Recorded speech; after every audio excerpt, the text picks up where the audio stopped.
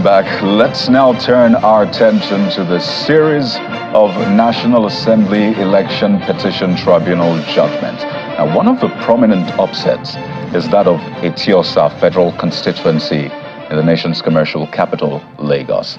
The tribunal sitting at the Tafawa Balewa Square nullified the return of Honorable Thaddeus Atta of the Labour Party as the duly elected member of the House of Representatives for that constituency. And the court ordered INEC to conduct a supplementary election within 90 days in 32 polling units where elections did not hold. But these were the results as announced by INEC for the three major candidates in that election, which was conducted months ago. And you see a breakdown for the Labour Party, which was declared winner at that time, over 24,000 for the People's Democratic Party's candidate, over 18,000, and of course, for the APC's candidate, over 16,000 votes.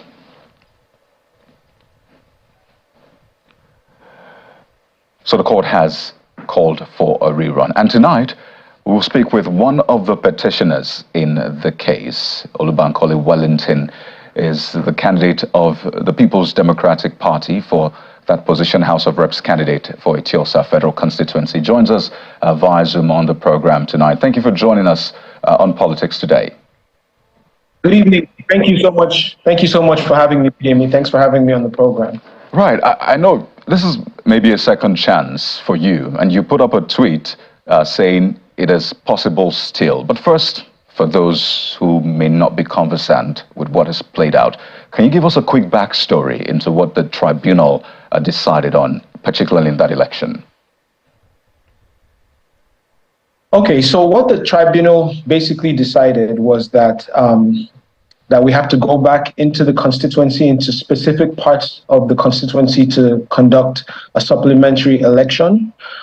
Basically, what we found was when the elections were happening, there were multiple polling units, over 30 polling units, and that basically summed up to almost 30,000 people who had their voters' cards, who were ready to vote, but for some reason or another were prevented from voting. So, in some places there was violence, in some places there was voter suppression, in other places INEC just wasn't able to show up for some reason or another.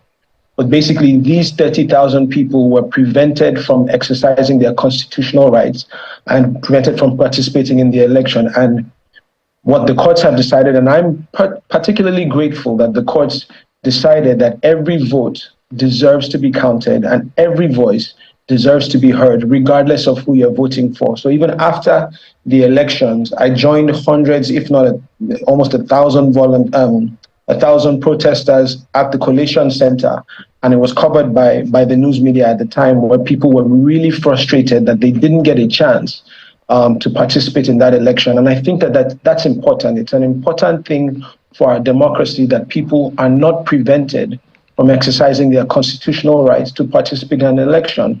For me personally, it's a miracle in and of itself that we get another chance to finish the election. I think it's a testament to the power of perseverance, the power of faith, and the collective will of the people who want to participate in the rebuilding of this democracy. So it can only be a positive.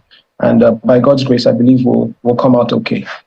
But I'd like to get your perspective to this, because your opponent, the candidate of the Labour Party, also put up a tweet saying that he wants to clarify that he was not sacked. Do you agree with that assertion? Well, I mean, the court has decided what it's decided. And, according to what their decision is, he is supposed to, the way that the judgment was read to us was that he has to return, the certificate of return has to be withdrawn from him. And the court considers the election still ongoing, and that it's not done. And we have to go back and finish the election for us to decide the winner. Now, however, anyone wants to interpret that is completely fine, and it's up to them. We can only abide by the letter of the law and what the court has said. I also personally don't like to focus on what anyone else is saying or what anyone else is doing. I really like to focus on my own candidacy and what the issues are and the chance that we have for the people that do believe in us and believe that we can provide a TIOSA with true representation and servant leadership and compassion and the kinds of representation that we've been missing, all of these years, I believe that we have a chance to do that. So, based on what the court has decided, we're willing to go back into the field and contest this election. And I'm optimistic. I'm genuinely optimistic. Interestingly, this is not your first time out. So let's talk about your chances this time. The Labour Party won the first time out. I'm talking about the election held some months ago. And the candidate perhaps just leaned on the Obedient movement's popularity, which is quite interesting because the Obedients may love your music, like a lot of Nigerians do, but doesn't look like they love your politics. So how do you plan to work around that? Okay, so, the truth is, Bidemi, I don't know enough about the opponent who's currently in the lead in the election. I did try to look up some information about him. I couldn't find that many videos of him speaking about his policies and all of that. I couldn't find a lot of information. But like I said before, I'm not the type of person who would try and downgrade anyone. I'm not here to play politics the dirty way or to slander or look down on anyone. I'd rather focus on myself, who I am and who I'm not, and focus on the opportunity that Etiosa has been given to make a choice. I'm the kind of representative that believes in true servant leadership, that believes in accountability and transparency and communication. I'm not the kind of person that, if I am given a chance to serve, and this is completely up to the people, but if I am given that chance to serve, they won't just hear from me in tweets, once in a while. I'll be out there, I'll be engaging, they'll be carried along at every step of the way. I'll be here front and center. I've been here for years. Like you said, yes, we were caught up in a wave and, there's nothing we can do about that. But I think now it's clearly a choice between three people.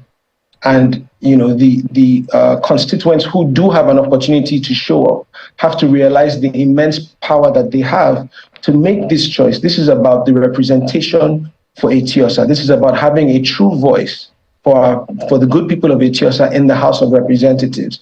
This is about having a chance to have somebody who will engage and communicate and fight for our people and speak for them and serve them. This is about having the chance to have someone who has a track record of doing these things. That's who I've always been. And whether I win the election or not, that is who I will continue to be. I strongly believe that it is possible for Etiosa to have good representation. And we can be the model of true representation for the nation to gauge itself against. So, we're appealing to our people, and that's all we can do. I have a strong conviction to serve. I believe that is what I was called to do. If I am given that opportunity, that is what I will deliver. But, like you said, it's completely up to the people who they'll choose. At this point, it's not about, at least for Etiosa, this rerun is not about the presidential conversation or the state conversation. This is a simple question. All eyes on Etiosa, the battle for Etiosa.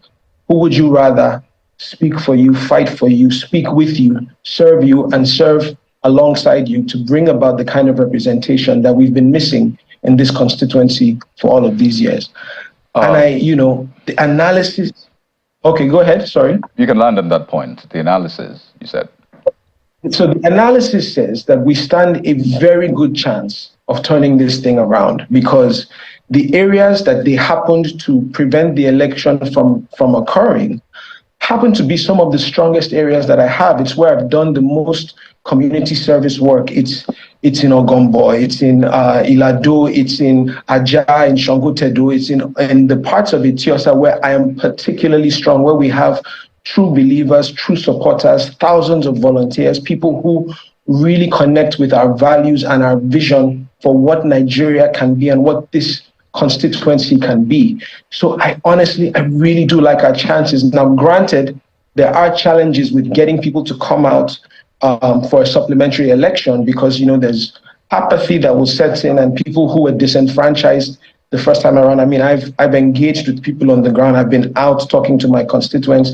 There were people who were waiting from morning till night and INEC never showed up. There were people who came to the polling booth and found that they didn't have House of Reps ballot papers. There were people who had to run rumors and incidents of violence. So the people in Etiosa have been through a lot. Talk less of the NSAS situation, and so we've been through a lot in this constituency, and I'm willing to bet that based on all of these things, we will find enough people to come out, participate in this supplementary election, and make what they believe is the right choice. And by the grace of God, hopefully that choice will be me.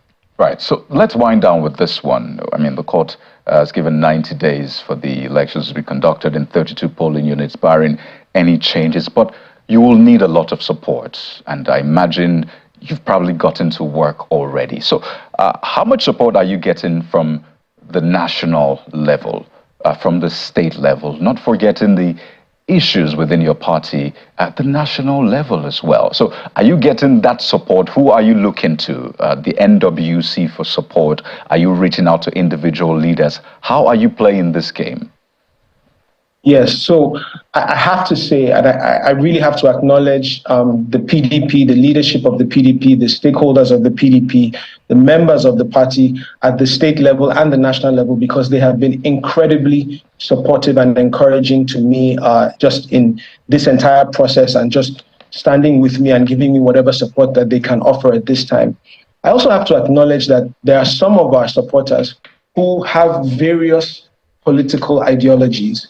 And I think that this is the moment that we can look beyond. This is not an election just for the PDP and for the people who have been incredibly supportive in the PDP, but this is for anybody who shares a like passion for what we believe that Nigeria can be. And at the end of the day, if I do become the representative, I'm not the representative just of my party. I will be the representative for the whole of Etiosa. Right. And so we are, we were reaching out across the aisle to say, I'm willing to work with anybody who wants a better country, anybody who wants a better constituency. I'm the guy that can work with you, that will sit down with you, that will speak to you, that Right. you will hear from, that will not disappear and show up in tweets once in a while, that you will hear from me and you can hold me accountable. My entire career, my entire business life as an entrepreneur in the entertainment sector, in media and marketing, in the food business, in my work in the church, I strongly believe that I'm perfectly positioned Right. for Etiosa to have the kind of representation that we've been needing. So, we're willing to work with anybody All who shares, who has a like mind, who wants the kind of representation that we deserve and that we've been missing. And let me just land on this. Okay, we have to anchor now, but quickly. Oh, okay, let me land on this quickly. I believe that regardless of what happens, leadership is about resilience and having the courage to stand for what you believe in, even if you have to stand alone. And I hope that the people in Ethiopia and the people around Nigeria will identify and see value in the resilience and the courage and the doggedness that we've shown. And, we're appealing to everybody in Ethiopia to please come out. If you are eligible to vote in this election, come out. And let's bring this thing home. We can make history. I strongly believe it. It is still possible. God bless you. Thank you for having me on the...